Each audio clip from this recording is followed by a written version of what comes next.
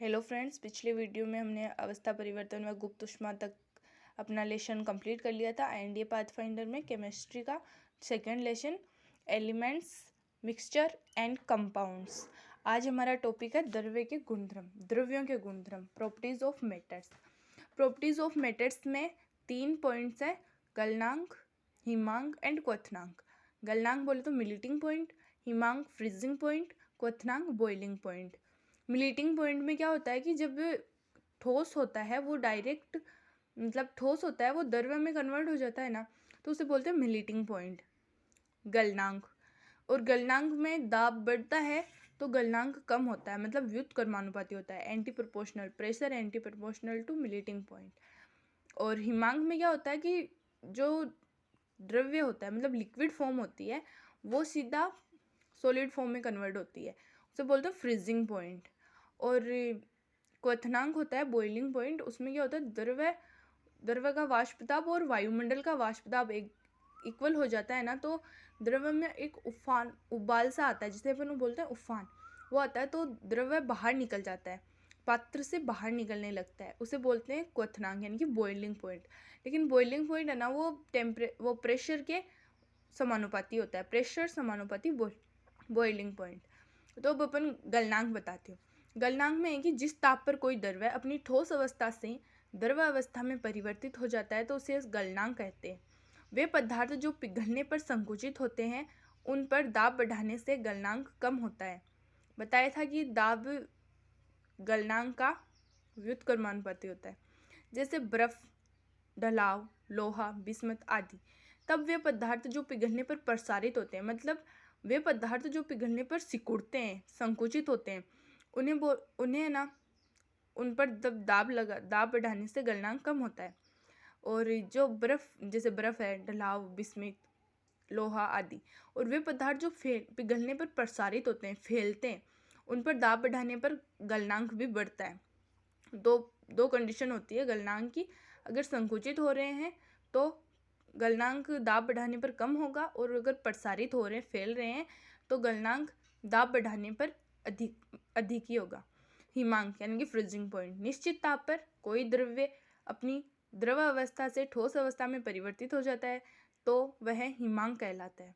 जैसे जल है, उसको फ्रीजिंग करेंगे 0 डिग्री सेल्सियस पर तो वह ठोस बर्फ में कन्वर्ट हो जाएगा। बर्फ ठोस होती है लेकिन जब पिघलने लगती है तो वापस लिक्विड फॉर्म में आ जाती है। क्वथनांक बॉइलिंग पॉइंट। जिस ताप पर किसी द्रव्य का वाष्प दाब वायुमंडलीय वाष्प दाब के बराबर हो जाता है तो द्रव्य का क्वथनांक कहलाता है। अर्थात दाब बढ़ाने पर क्वथनांक भी बढ़ता है और कम करने पर घटता है। प्रेशर कुकर के दाब के अनुप्रयोग द्वारा जल के क्वथनांक में वृद्धि के सिद्धांत पर कार्य करता है, जिससे कुकर में खाना जल्दी पकता है। अशुद्धि की उपस्थिति में जल का क्वथनांक बढ़ जाता है। अगला पॉइंट है हमारा शुद्ध पदार्थ, प्योर सब्सटेंस। वह पदार्थ शुद्ध कहलाता है जिसे किसी भौतिक प्रक्रम द्वारा अन्य प्रकार के द्रव्यों में परिवर्तित नहीं किया जा सकता है। इनका संगठन निश्चित होता है, जैसे सोना, चांदी, जल आदि। इन्हें पुनः तत्वों के यौगिक में बांटा जा सकता है। शुद्ध पदार्थ वे होते हैं भौतिक प्रक्रम द्वारा अन्य प्रकार के द्रव्यों में परिवर्तित नहीं किया जा सकता, मतलब फिजिकल चेंज के अकॉर्डिंग उन्हें किसी अन्य द्रव्य में परिवर्तित नहीं किया जा सकता है। इनका संगठन निश्चित रहता है, इतने हैं तो इतने ही रहेंगे, ये ऐसे हैं तो ऐसे ही रहेंगे। जैसे गोल्ड है, चांदी है, जल है, इन्हें ना अपने तत्वों में भी वर्गीकृत किया जा सकता है। फिर आता है हमारा एलिमेंट्स यानी कि तत्व। शुद्ध पदार्थ का पार्ट है एलिमेंट्स। इनमें है कि तत्व वे पदार्थ जो किसी भी रीति से 2 या 2 से अधिक भिन्न गुणों वाले पदार्थों में विभाजित नहीं किए जा सकते। मतलब कोई भी ऐसी रिएक्शन या ऐसी भी कोई भी प्रक्रिया जिसके अनुसार तत्व को अलग अलग 2 भागों में कन्वर्ट किया जा सकता है, ऐसी कोई भी रीति नहीं है। ऐसा नहीं हो सकता एलिमेंट्स में, न ही उन्हें बनाया जा सकता है। दो अलग अलग टाइप्स के परमाणुओं, अणुओं या किसी भी पदार्थ को दो परमाणुओं, भिन्न भिन्न प्रकार के परमाणुओं और 2 भिन्न भिन्न प्रकार के अणुओं से मिलकर तत्व नहीं बनाए जा सकते। वर्तमान में 118 तत्व है, जिसमें 92 तत्व प्रकृति में पाए जाते हैं, और जबकि शेष तत्व कृत्रिम रूप से बनाए जाते हैं, मतलब मनुष्य के द्वारा बनाए जाते हैं।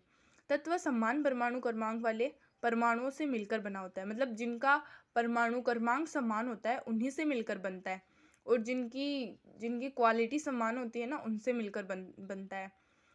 तत्व ठोस, द्रव व गैस तीनों अवस्थाओं में पाया जाता है। ठोस में है सोडियम, कार्बन, एल्यूमिनियम। द्रव्य में है मरकरी और ब्रोमीन। मरकरी कमरे के ताप पर द्रव अवस्था में पाई जाती है। Gas oxygen, hydrogen etcetera. पृथ्वी पर विभिन्न तत्वों की प्रतिशतता का क्रम। तत्व की प्रतिशतता: ऑक्सीजन सबसे ज़्यादा, सिलिकॉन उससे कम, एल्यूमिनियम उससे कम, less than ferrous, less than calcium, less than nitrogen and potassium दोनों सीमित मात्रा में है, लेस देन अन्य। मानव शरीर के विभिन्न तत्वों की प्रतिशतता का क्रम, मतलब मनुष्य के शरीर में पाए जाने वाले डिफरेंट एलिमेंट्स जो है उनकी प्रतिशतता का क्रम। ऑक्सीजन सबसे ज़्यादा, उसके बाद carbon, hydrogen, nitrogen, calcium, potassium, phosphorus, potassium, sulphur etcetera. क्या है? Oxygen, carbon, hydrogen, nitrogen, calcium, phosphorus, potassium and sulphur etcetera. तत्वों को पुनः धातु, अधातु, उपधातु में विभाजित किया जाता है। मतलब शुद्ध पदार्थ का पहला पार्ट है एलिमेंट्स यानी कि तत्व, और अब तत्व का पहला पार्ट है मेटल्स यानी कि धातु, मेटल्स। धातुएं वे तत्व जो इलेक्ट्रॉन त्याग कर धनायन बनाते हैं, मतलब अपना इलेक्ट्रॉन त्याग देते हैं और फिर धनायन बनाते हैं, धातु कहलाते हैं। धातु में तन्यता, आघातवर्धनीयता तथा विद्युत और ऊष्मा की सुचालकता पाई जाती है। वो ऊष्मा और विद्युत की सुचालक होती है, तन्य और आघातवर्धनीय भी होती है। सबसे अधिक तन्य धातु टंगस्टन है तथा सबसे अधिक आघातवर्धनीय धातु गोल्ड है। चांदी तथा तांबा धातुएं विद्युत की सर्वोत्तम चालक है। चांदी और तांबा ये विद्युत की सर्वोत्तम अच्छी चालक है, बहुत अच्छी चालक है चांदी और तांबा। गोल्ड में आघातवर्धनीयता होती है, मतलब पीटने पर कितना भी लंबा तार बनाया जा सकता है। और टंगस्टन सबसे तन्य धातु है। मरकरी को छोड़कर सभी अन्य धातुएं ठोस अवस्था में पाई जाती है। मरकरी द्रव अवस्था में पाई जाती है। धातुओं के गलनांक तथा क्वथनांक कुछ होते हैं, परंतु गैलियम तथा सीजियम का गलनांक बहुत कम होता है। गैलियम और सीजियम एक ऐसी धातुएं हैं जिनका गलनांक कम होता है, बाकी सभी धातुओं का गलनांक और क्वथनांक उच्च होता है।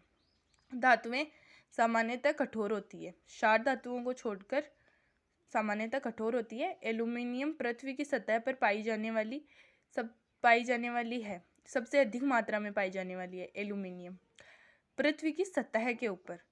ओर्सेनियम सर्वाधिक भारी धातु है। ओर्सेनियम है वो सर्वाधिक भारी है, वजन उसका सबसे ज़्यादा है। वायु में जलाए जाने पर एल्यूमिनियम तथा जिंक के अलावा क्षारीय ऑक्साइड बनाती है, जबकि जिंक और एल्यूमिनियम उभयधर्मी ऑक्साइड बनाते हैं तथा जल तथा अम्ल के साथ क्रिया करके यह हाइड्रोजन गैस मुक्त करती है। नेक्स्ट टॉपिक है हमारा अधातु यानी कि नॉन मेटल्स। वे तत्व जो इलेक्ट्रॉन ग्रहण कर ऋणायन बनाते हैं अधातु कहलाते हैं। मतलब जो धातुएं हैं वो तो इलेक्ट्रॉन त्याग कर धनायन बनाती है, और अधातुएं हैं वो इलेक्ट्रॉन ग्रहण करके ऋणायन बनाते हैं। मतलब जो त्यागते हैं उन पर प्लस चार्ज आता है और जो ग्रहण करते हैं उन पर माइनस चार्ज आता है। अधातुएं कहलाती है। अधातुओं में धात्विक चमक नहीं पाई जाती। धात्विक चमक धातुओं में पाई जाती है, अधातुओं में नहीं पाई जाती। ये भंगुर होते हैं, मतलब बिखर जाते हैं चोट मारने पर, आघातवर्धनीय नहीं होते तथा ऊष्मा एवं विद्युत के कुचालक होते हैं। धातुएं सुचालक होती है और अधातु कुचालक होते हैं। लेकिन ग्रेफाइट विद्युत का सुचालक होता है। ग्रेफाइट कार्बन का अपरूप है, ये अधातु है, और ये अपवाद है धातुओं का जो विद्युत का सुचालक होता है। पी ब्लॉक के अधिकतर तत्व अधातु होते हैं। पी ब्लॉक में पाए जाने वाले अधिकतर तत्व अधातु होते हैं। मैं आपको आवर्त सारणी दिखाती हूँ। पी ब्लॉक, ये है हमारी आवर्त सारणी। ये एस ब्लॉक के एलिमेंट्स है, हाइड्रोजन से लेकर नीचे 7वें आवर्त तक। फर्स्ट और सेकंड ये दोनों एस ब्लॉक के हैं। फिर बीच में आ गए ये तीसरे वर्ग से 12वें तक, ये हो गए हमारे डी ब्लॉक के। एंड ये इधर वाले ये 8 हैं, ये हैं पी ब्लॉक, और इसमें ज़्यादातर है वो अधातुएं पाई जाती है। फिर से अपने टॉपिक पर आते हैं। अधातु नॉन मेटल्स। पी ब्लॉक के अधिकतर तत्व अधातु होते हैं। साधारण परिस्थितियों में अधातु चूर्ण या गैसीय अवस्थाओं में पाए जाते हैं। साधारण यानी कि नॉर्मल जो उनकी कंडीशन होती है उनमें अधातुएं चूर्ण होते हैं या गैस होते हैं। पी ब्लॉक में ज़्यादातर गैसेज ही है। साधारण परिस्थितियों में अधातु चूर्ण या गैसीय अवस्था में पाई जाती है। ब्रोमीन एक अकेली धातु है जो साधारण अवस्था में द्रव अवस्था में पाई जाती है। साधारण परिस्थितियों में द्रव अवस्था में पाई जाती है। अधातुओं के ऑक्साइड प्रकृति में अम्लीय या उदासीन होते हैं। अधातुओं के जो ऑक्साइड है वो अम्लीय या उदासीन होते हैं। फिर है हमारा टॉपिक उपधातु। ये हमारे एलिमेंट्स के पार्ट्स थे। एलिमेंट्स जो हमने पढ़े थे, एलिमेंट्स में हमारा धातु, अधातु एंड उपधातु, मेटालोडिस ऐसे तत्व जिनमें धातु एवं अधातु दोनों के कुछ कुछ गुण पाए जाते हैं। मतलब कुछ धातु के गुण होते हैं, कुछ अधातु के गुण होते हैं। एग्जाम्पल्स है जर्मेनियम, ऑर्सेनिक, बोरोन, टेलुरिन आदि। फिर है प्रतीक या सिंबल्स, मतलब प्रतीक या संकेत, सिंबल।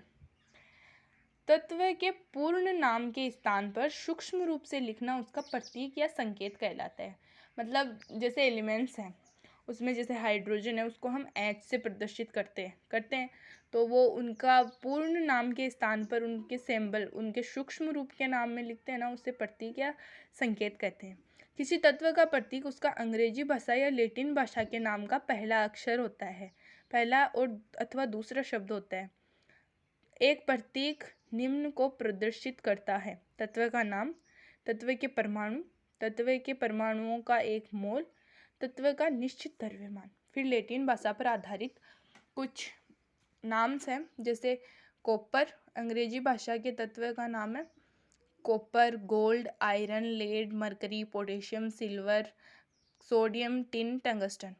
प्रतीक है कॉपर का Cu, जिसे लैटिन भाषा में कर्प्यूरम बोला जाता है। गोल्ड को Au, जिसे ओरियम बोला जाता है। आयरन Fe, फेरम बोला जाता है। लेड Pb, प्लेबम बोला जाता है। मरकरी Hg, हाइड्राजिया बोला जाता है। पोटेशियम कैलियम बोला जाता है। सिल्वर Ag, अर्जेंटम बोला जाता है। सोडियम को Na लिखा जाता है तो इसे नेट्रियम बोला जाता है। टिन को Sn लिखा जाता है, इसे स्टेनम बोला जाता है। टंगस्टन को W, जिसे वोल्फ्राम बोला जाता है। दूसरा है हमारा शुद्ध पदार्थ का पार्ट है, वो है यौगिक, कंपाउंड्स। यौगिक वे पदार्थ हैं जो दो या दो से अधिक तत्वों के निश्चित अनुपात के रासायनिक संयोग से बनते हैं। मतलब उसमें केमिकल प्रोसेस होगी, केमिकल प्रोसेस से बनते हैं। यौगिक वे पदार्थ हैं जो दो या दो से अधिक तत्वों के निश्चित अनुपात में, उनका जो अनुपात होता है वो निश्चित होता है, उनके रासायनिक संयोग से बनते हैं। फिर है इसका एग्जाम्पल है जैसे जल NaCl, NH4Cl, alumina Al2O3, silica SiO2, ammonia NH3 और CO2 कार्बन डाइऑक्साइड आदि। मतलब दो या दो से अधिक तत्व मिल गए और निश्चित अनुपात में मिले हैं। जैसे जल में H2O मिला है तो H हाइड्रोजन और ऑक्सीजन मिलकर बने हैं। NaCl में मिला है तो Na और Cl मिलकर बने हैं, Na+ एंड Cl- बन के बने हैं।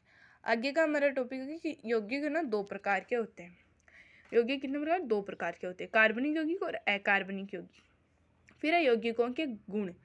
यौगिकों के गुण है कि यौगिकों के अवयवों को भौतिक विधियों द्वारा पृथक नहीं किया जा सकता। यौगिकों के अवयवों को भौतिक विधियों द्वारा पृथक नहीं किया जा सकता क्योंकि इसमें दो या दो से अधिक एलिमेंट्स मिले होते हैं। ना तो उन्हें ऊर्ध्वपातन द्वारा अलग किया जा सकता है, ना आसवन द्वारा अलग किया जा सकता है, किसी भी विधि द्वारा अलग नहीं किया जा सकता भौतिक प्रकरण की कोई भी विधि।